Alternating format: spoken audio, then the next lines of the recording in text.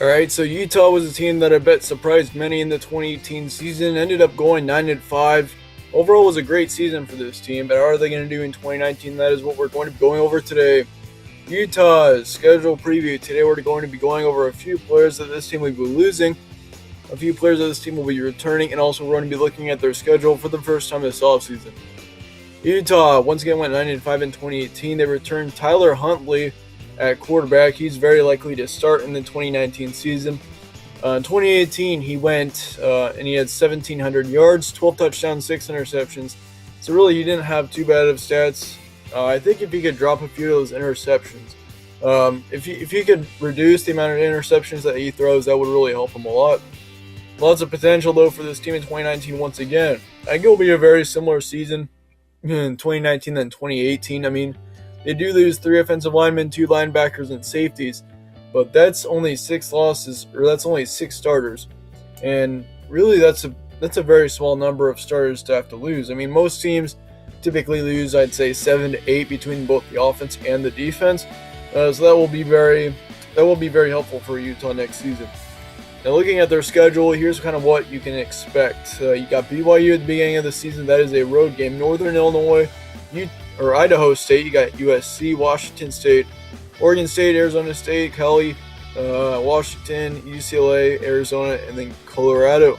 Really, I'd say this is probably one of the more difficult schedules in the Pac-12.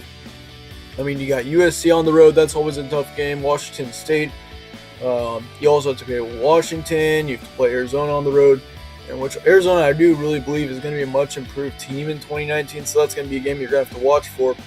But kind of what I'm expecting, I think I'm going to give them 4 guaranteed wins. Those are your 3 non-conference games, and then you got UCLA at home on November 16th. That should be a win as well. UCLA will improve, but I don't expect them to be great by any means.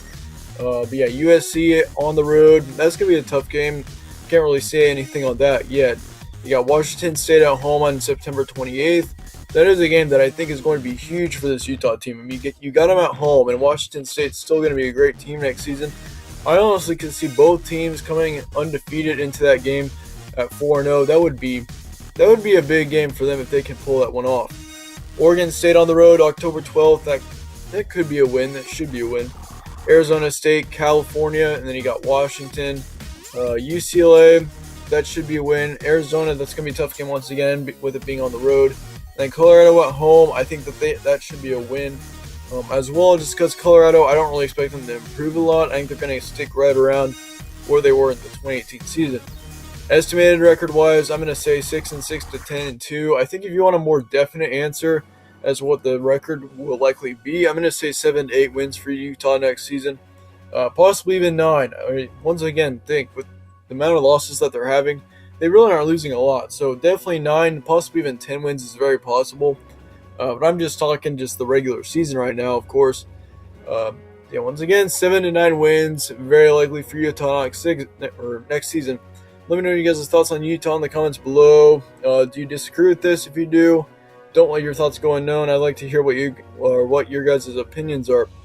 We're just about done with our schedule previews as well for the season. We are in the Pac-12 right now, and we're just about to finish up. So if you want to check a school or if you want to check a schedule preview on a different Power 5 team, by all means, go ahead and check that one out.